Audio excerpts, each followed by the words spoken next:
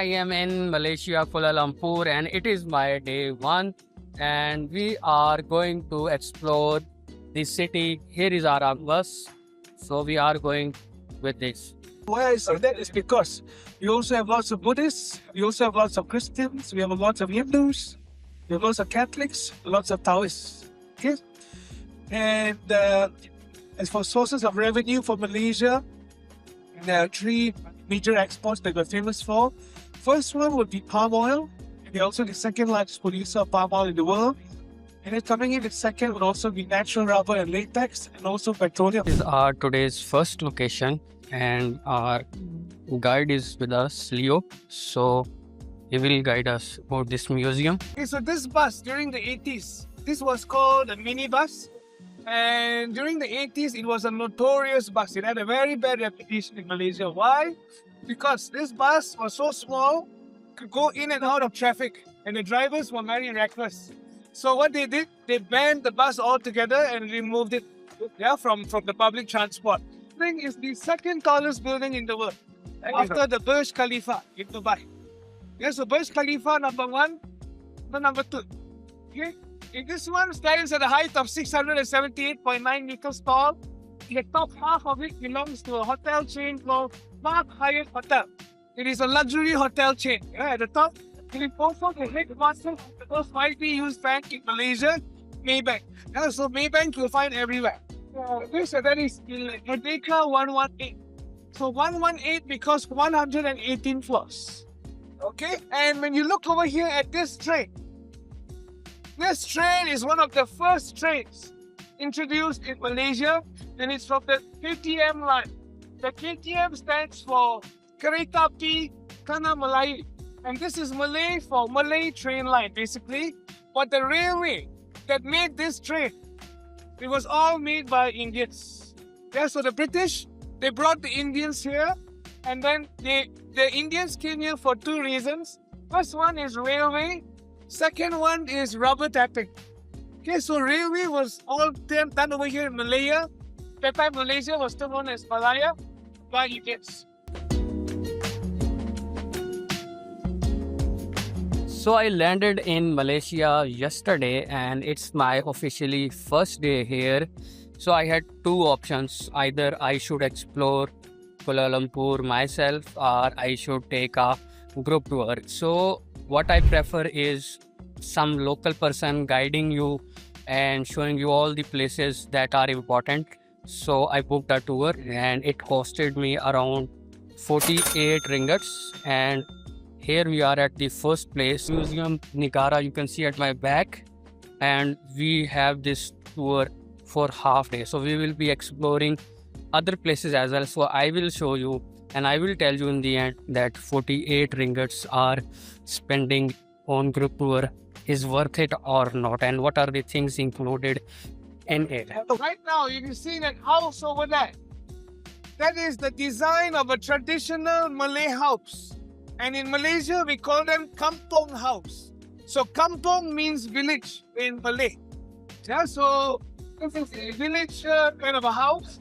You might notice that the house is on stilts.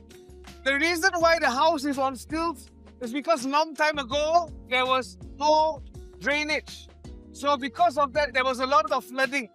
So in anticipation of that, they put the house on stilts. The second reason is also because of wild animals. In Malaysia, for wild animals, we have jaguars, leopards. No, we have jaguars, no leopards. And we also have the Malayan tiger. Now, so the Malayan tiger is a subspecies. Okay, and unfortunately, it's an endangered species. Right now, only 149 of them in the wild. And now, ladies and gentlemen, please follow me over here. So, Penang, ladies and gentlemen, just to share with you, it's a northern state on Peninsular Malaysia. And when you go to that state, you will find a hill that they call Bukit Bendera. So, Bukit means hill in Malay. Bendera means flag. So, flag hill. And on this hill, you will find this type of transportation system called a carriage. Yeah, so this is a Penang railway coach. It's also called a carriage.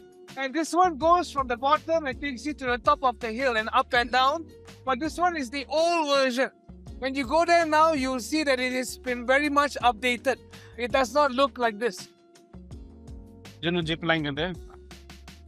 And this brand is called Proton. So Proton was introduced in the 90s, and initially they were using Mitsubishi technology. And then when they went on to acquire Lotus from the UK, some of the technology made its way to a few of their models. But currently they're using Volvo technology. Yeah, but aesthetically it does not resemble a Volvo. Internally, however, it is very much a Volvo. This car in particular, it was released in 2016. It's called a Suprema S, and the engine for this car is a 1.6 liter turbocharged engine. Yeah, so this is a Proton car. And this one over here is also a Proton, but this is one of the few first models that Proton released. So this one was introduced in the early 90s, and it's called the Proton Iswara. Okay, so this is an older model. Okay, and as we make our way over here, this car is my favorite. However, it is not a Proton. This is a Rolls Royce. Okay, so this is a very old Rolls Royce. So this one was in the 19th century. Yeah, it's a very old car. And as you can see, the logo, the Rolls Royce also has a bit of patina on it.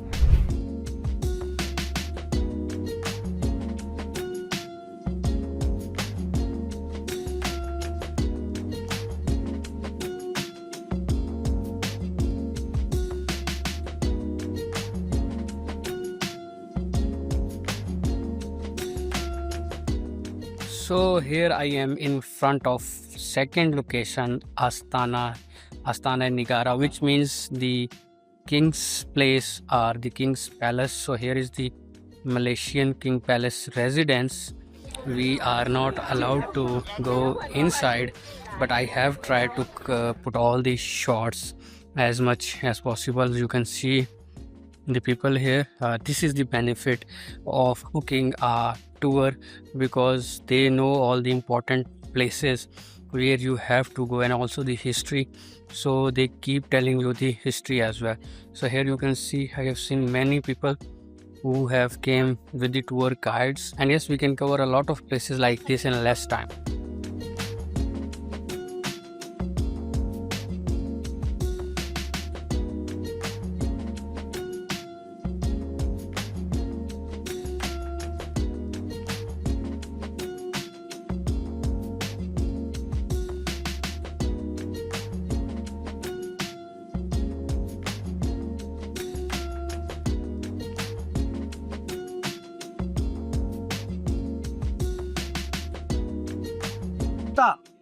Has total of 14 points. So 13 are for the Straits of Malaysia, and 1 is for the Federal Territory of Malaysia. And these swords, they are called Keris swords. So they are just this short. Yeah. So the 5 former unfederated states of Malaysia are also the 5 states with sultans. Okay. And then as you make your way down here to the red, black, white, and yellow, in different color combinations, they also represent different state flags. So for an example, red and yellow, Selangor; black and white, Perak; black or red, black and yellow, Terengganu; black, white and yellow, Negeri Sembilan. So 5 plus 4, the 9 states with sultans. Okay, and then as you make your way this side, this is the state of Penang. Okay, so this is supposed to be the Penang Bridge. Okay, and then on the right, this is the Malacca tree, for the state of Malacca. And then the bottom left over here is the east coast, Sabah. Okay, and this is the mountain, and this is the highest mountain in Malaysia, Mount Kinabalu. Okay, and on the bottom right over here, this is Sarawak, and this is with the hornbill bird. Okay, so over at Sarawak, there are lots of hornbill birds over there. And then in the middle, you will see the hibiscus flower. But a long time ago, you wouldn't have seen the flower before 1965. Before 1965, you would have seen a lion, and that lion represented Singapore. Yeah, so Singapore was with part of Malaysia until 1965, and then they formed their own country, and then they left Malaysia. And then on the far left, these 2 tigers are Malayan tigers, and they represent strength and courage. And then over here, Bersakutu bertambah mutu. It means unity is strength. And this is the same, but in a different language called Jawi.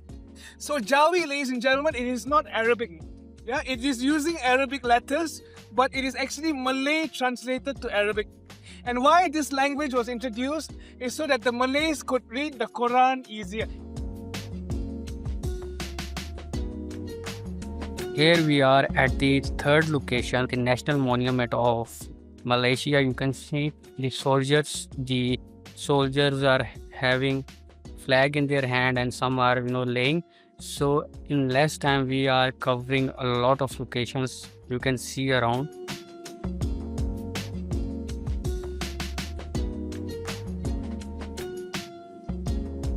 Visualize. Only then we get the East Coast joining Malaysia as well as Singapore. Yeah, and then this union with Singapore would also be short-lived, which is why we replace it with the hibiscus flower. So this is an older crest. So here we are in front of our next location. Basically there are two locations. One is this old railway station of Malaysia. Second one, the National Mosque of Malaysia. So you can see, I will go inside and I will show you in detail like how it looks like. This is the outdoor view you can see. And also there is this second tallest building of the world. So it is also here on the background. And there is also another mosque there, So this area looks like, covered with a lot of mosques.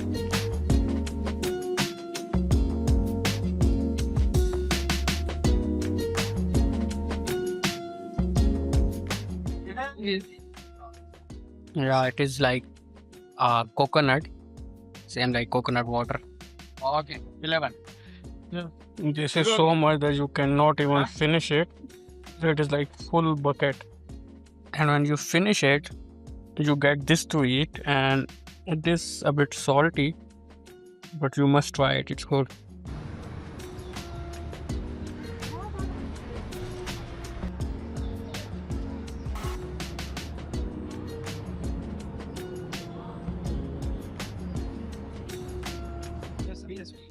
see how beautiful is this mosque.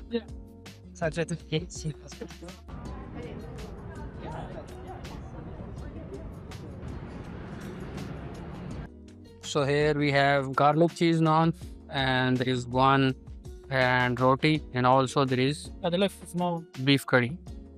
So we will try and let's see how it is.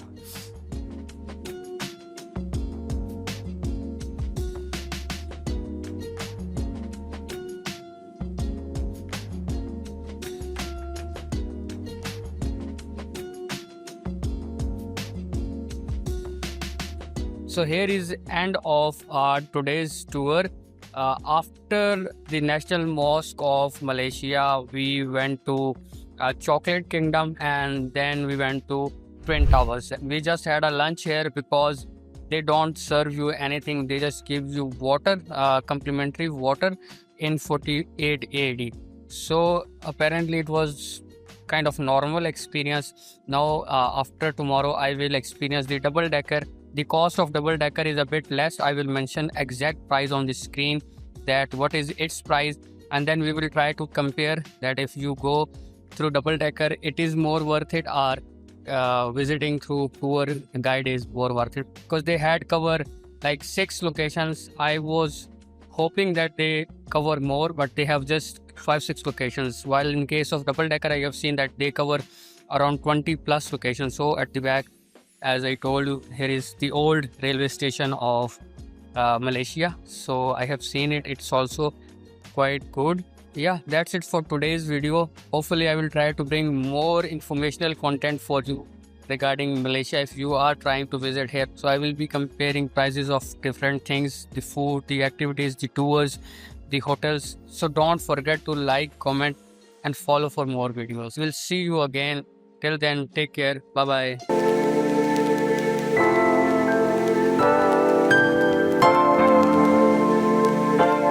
A 24/7 restaurant as well. There is a coffee shop as well. There is a swimming pool as well. There is a gym as well.